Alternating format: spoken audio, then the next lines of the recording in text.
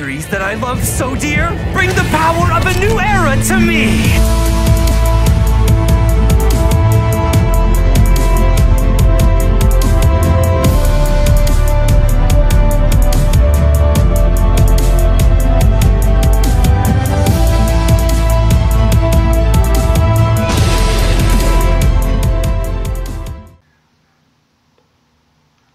What is going on, guys? This is Mac from Team Cardfighters United coming at you with Zio and Lucas, and we are going to be doing our first real legitimate episode of Countercharged today. Say hello, everybody.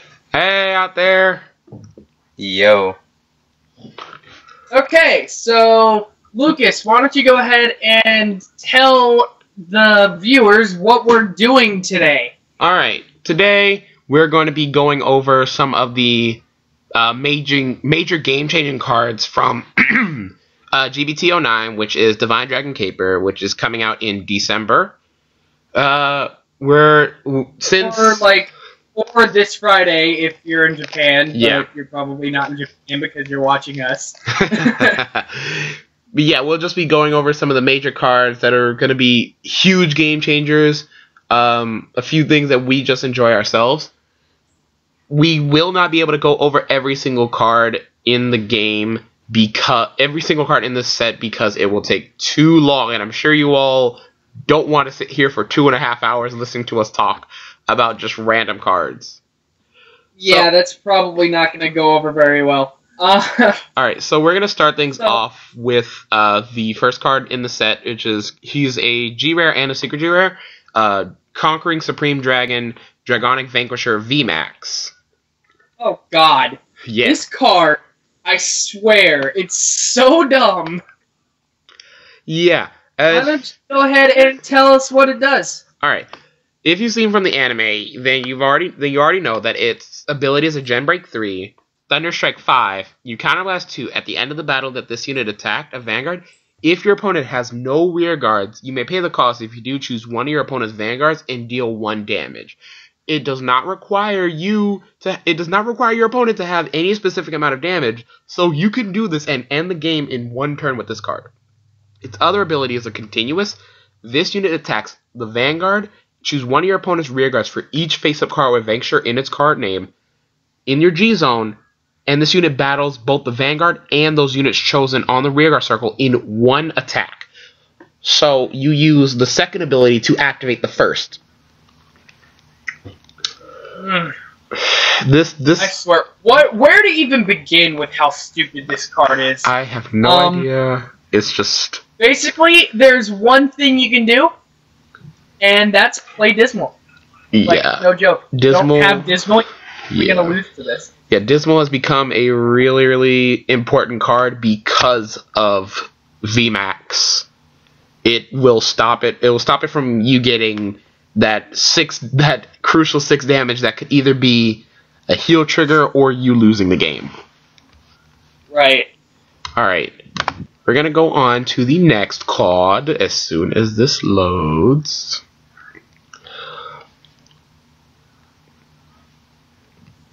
Come on now. Come on. Zio, what do you think of VMAX? I mean, if what Lucas said about if for every Vanquisher card, you do know there's another Vanquisher card too. Yes, there is. Yeah, so that's the worst part. I mean, if he wanted to, he can hit all 5 of your rear guards.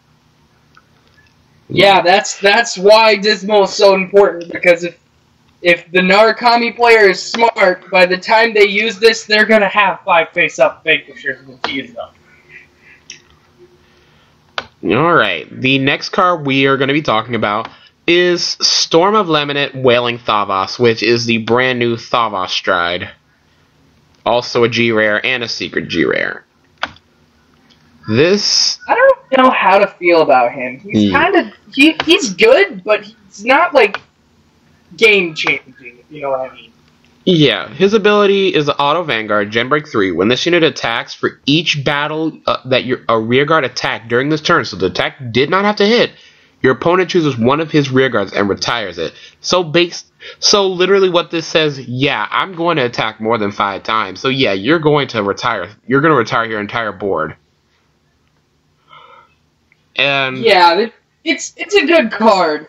And then a G-Break 2 Wave 3 or more. Counterblast 1. When this unit attacks, you pay the cost. If you do, until the end of the battle, this unit gets plus 5,000 power for each battle that a rearguard attacked during this turn. And your opponent cannot call grade 1s from his hand to the Guardian Circle. So it gains a glory skill as well. Okay, I did not know that it had the glory skill, so yeah. It's a very, very good card. And honestly, it's almost exactly what the Thavas build needed. It is, but the retiring is literally something that Thavas does on the grade 3 level, because which is just something that's it's just really honestly very strange for me, because retiring is something that Kagero, Narukami, Shadow Paladin, that's their deal. It just kind of throws me for a loop that Thavas is literally those 3 clans put together on top of multiple attacks. Yeah, that's very true. I see where you're coming from there. Zio, do you have an opinion about this? Not really. I mean, I guess Thavas needed something else. Yeah, you're right about that. Alright. The next one we're going to be talking about is literally probably one of my favorites from this set. Holy Seraph Altiel. Oh boy, this card is so fun. It's so much fun. Oh my god, the way that Rin used it in the anime is just so amazing. Okay. All right, Lucas. I'm We're sorry. fanboying and talk about the card. I'm sorry. Alright. Her ability is a G-Break 3, Counterblast 1. At the end of the opponent in the all your units in the front row get an additional 2,000 power for at G-Break 3 Counterblast. But she's got a rescue ability as well. A Counterblast 1, Soul Blast 1, unflip something from your G-Zone. When this unit is placed on the Vanguard Circle, you pay the cost. If you do, choose up to the same number of cards in your damage zone as you have face-up copies of Holy Seraph Altiel in your G-Zone. Heal them, and then choose one of your Vanguards and damage yourself. What the heck? Yeah, this ability is very, very good. Like, in all seriousness, once you get this to late game standards, this thing can stack your board with crazy triggers, and it's gonna be a lot of fun when it comes out. Yeah. I'm really looking forward to it. Essentially, you can rescue 3 cards in one turn.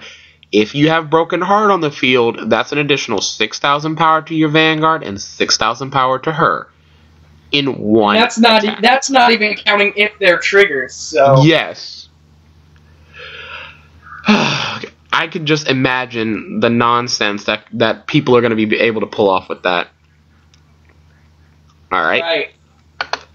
Next is something that I don't think anybody was honestly expecting to see from this set, because it is called the Divine Dragon Caper, but True Revenger Raging Wrapped Dragon. Oh God, I'm afraid of this guy. I enjoy it. Of course you do.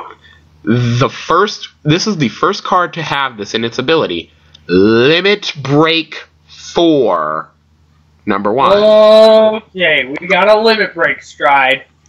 It's Limit Break 4, Counterblast 1, Soul Blast 1. Choose 2 Grade 3 Abyss Dragons from your hand and discard them. And choose 2 of your rearguards and retire them. At the end of the battle that this unit attacked, if you have a heart card with Raging in its card name, you pay the cost. If you do, put this card into your G-Zone face up. Choose a face down card. Choose a face down True Revenger Raging Wrapped Dragon from your G-Zone and stride it as stand. and it gets minus drive 1.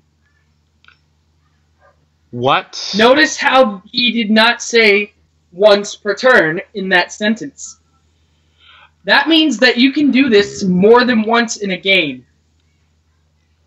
If you want to end your opponent quickly, if you have the hand size and the field size to do it, you can end them in a single turn.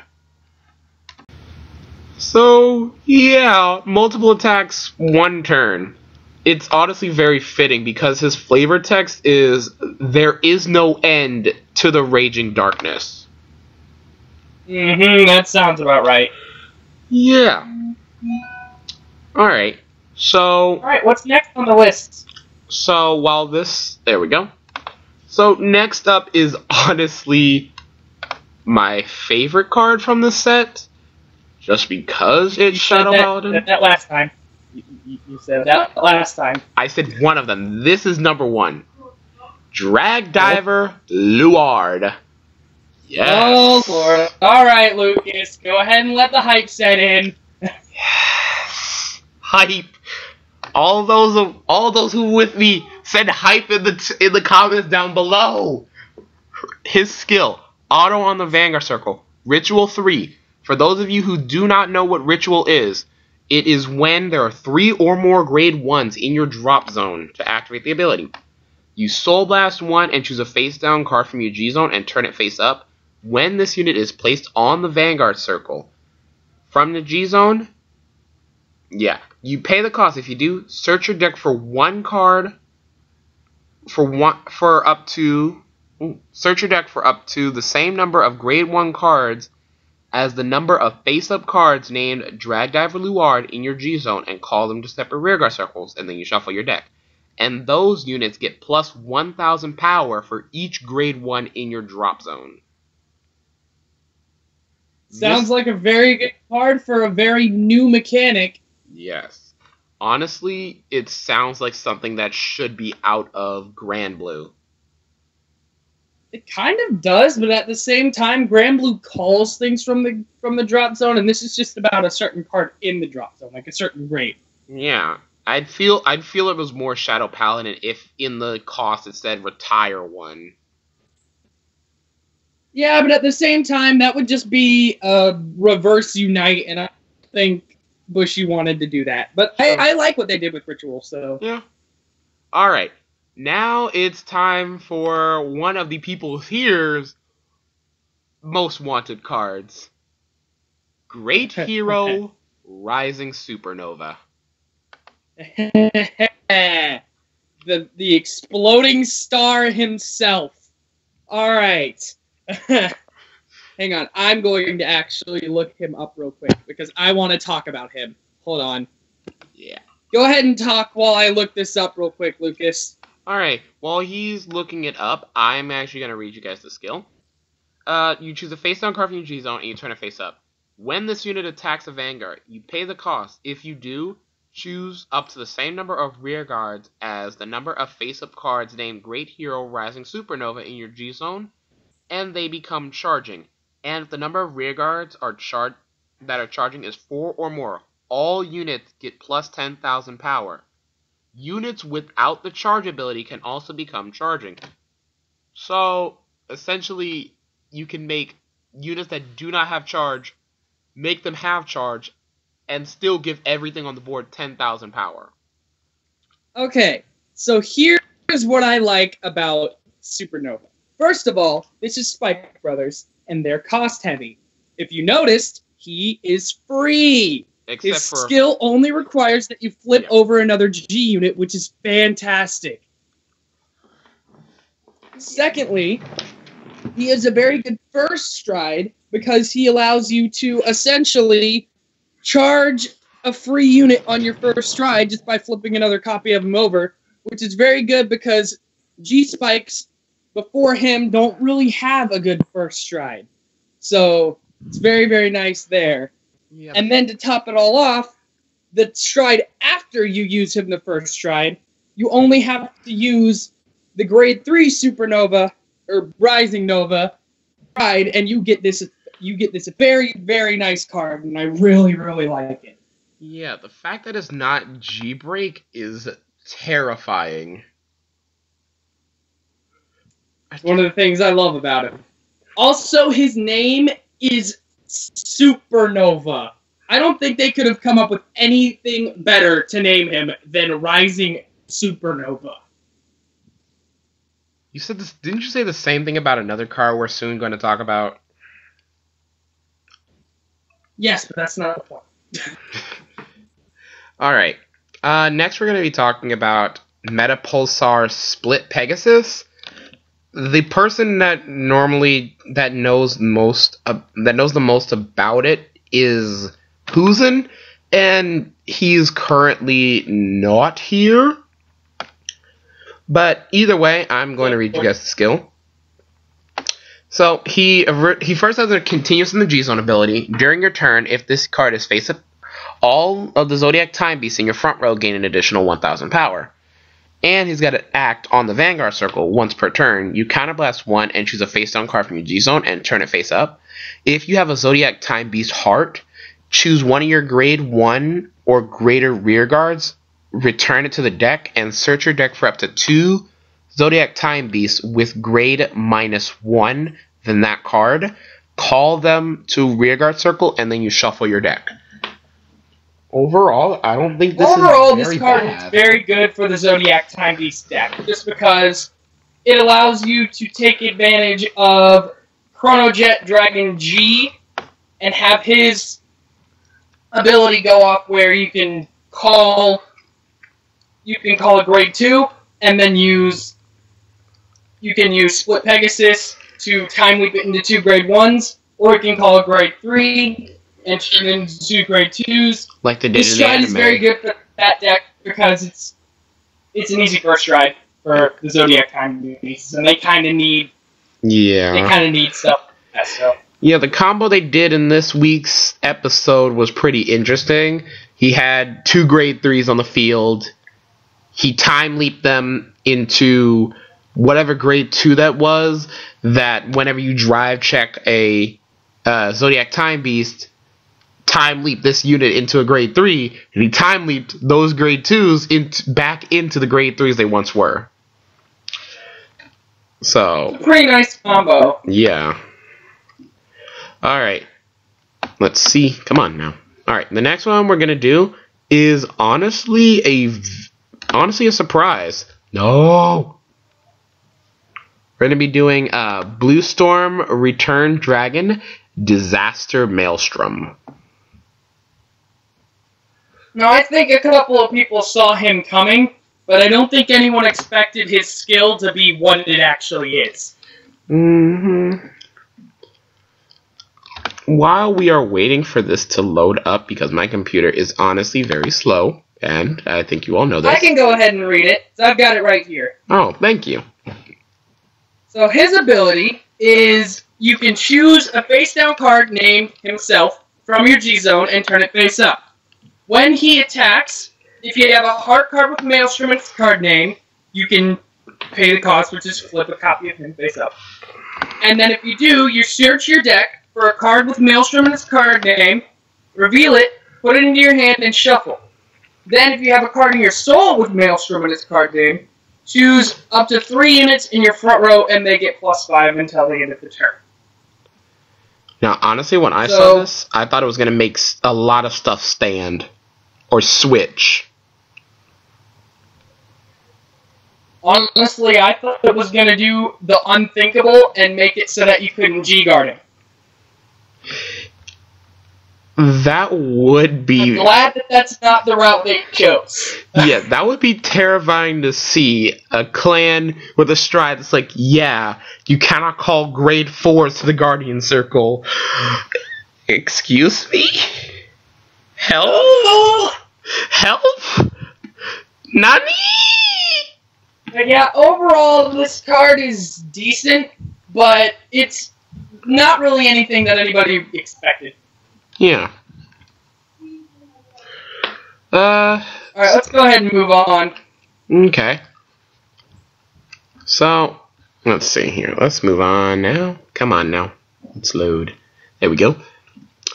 So what we're gonna talk about now is gonna be the second to last card that we're gonna do, which is Dragsaver Eros. Now I know that you all but that's just a grade 1. It's just a perfect card. No, this one here is honestly one of the better perfect cards I've seen in a long time. Oh God, I am legitimately horrified of this perfect card. Dragsaver Esras.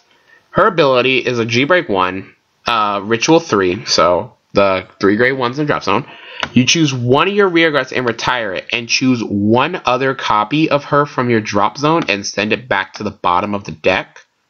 If you do, you get to add her back to your hand. So in order for her ability to work, you need one copy of her in the drop zone and then the copy you just dropped.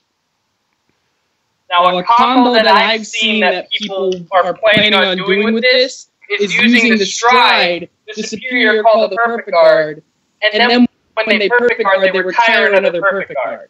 Just to get it back in their hand.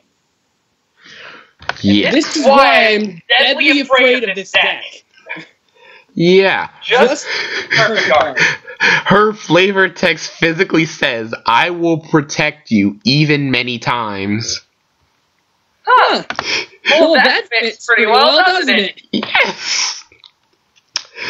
Oh god, I can't wait to use this. I'm pretty sure a lot of you guys out there are going to end up using her over Karma Collector, because Karma Collector is, what, still $15 a piece? You thought. I honestly think that if people switch to Ritual, they might sell their playsets to Karma Collector for this, because this thing is retarded. Yeah, it is. Alright, the next card we're going to talk about is Juggernaut Maximum. Honestly, one of the best names I've ever heard. The name of this card. I love that they brought Juggernaut Maximum back. I love that they made him achieve the maximum amount of possible maximum that you could reach. But I hate his skill. Why did they have to mess him up? It was such a good opportunity that they wasted with this card. I get so mad looking at his skill because it's so bad. If you guys don't know what it is, his skill is when he's placed on the Guardian Circle, you choose one of your grade 2 or less rear guards, and you may have the unit get plus 10,000 power until the end of the turn. If you do, this unit gets plus 10,000 shield until the end of the battle. And at the end of that turn, you put that rear guard that you gave the 10,000 to on the bottom of your deck. Now, you see, that sounds like something Spike Brothers would do, but that's just it. They don't do that on your opponent's turn. There's literally no reason to give a rear guard an extra 10,000 power unless they're like Kagero or something, and even then they're just going to retire it. Stuff like that actually attacks the rear guards that might be good against, but there's no real way to justify what they did to him. He is such a good card when he first came out. They literally could have just had him give the Vanguard an extra 5,000 power, along with his 15. That would have been better than this. I really, really strongly dislike what they did with this card skill. A lot of people are saying the exact same thing. They're saying that Bushiroad did Spike Brother, this new Spike Brother G Guardian, just like they did the Link Joker G Guardian from the Fighters collection, the one that's a Star Vader but locks one of your rear guards. I think that's honestly counter what Star Vader does. That literally only helps Messiahs, even though it's a Star Vader. The thing is, though, this card doesn't help anything. It's just... literally, the only way to justify it is if you have a trigger on your field, you can put it back in the deck. That's the only justification for it. Well, I honestly see that you could use it as a way to get a unit that you have on the field that's not charging back into the deck to call it out to charge it. Yes, that is also true. There are ways that it's good, but at the same time, they don't justify the majority of the reasons why it's bad. Alright. The absolute last card that we're going to talk about here is Mayhem Tiger. Yes, he's a common. Yes. Oh boy. Yes, he's common. But yes, he broke the game. He did indeed break the game. I'm gonna let Mac take over this one right here because I don't have the heart to do it. I appreciate that. I don't have the heart for honestly, I'm afraid of what I can end up doing because of this card. Okay, so let's go ahead and go over his ability real quick. First of all, he has Charge, which obviously that's what most of this stuff is going to have. And he has a rear guard ability. Generation Break 1. Soul Blast 1. When your opponent's unit is put into the Guardian's circle during the battle that this unit attacked the Vanguard. If this unit is charging, you make Soul Blast 1. If you do, choose one of your opponent's Grade 2 or less Guardians and retire it. The only saving grace we have is that yes, he can retire our perfect guards, but it does not stop the perfect guarding ability. So basically, what we have here is a 9k base, charging, glorified, Silent Tom. Now, as you all see, we have Zio here as well. He mains Oracle Think Tank, the original Silent Tom player. Zio, how does this affect you and the game itself? Personally, one, this is not a Silent Tom component in the least bit, because it doesn't stop grade zeros. I mean, sure, it does. It does. Yes, it does. It might, but guess what? It can't stop perfect guards. I mean, sure. Neither can Silent Tom. Neither can Silent Tom. That's just it. Okay, great job. I mean, there's still G-Guardians and you can't nullify the perfect guards. I mean, take with what you want with that. Not to mention, it only has charging. It doesn't get an extra 10k or anything. So you can give it 10k. All you need is an extra 2k on it or a boost. And this thing is going to force your opponent to overguard if they don't have a perfect guard or a G-Guard. And even then, they're G-Guarding probably an 11k swing. Or perfect guard in an 11k swing.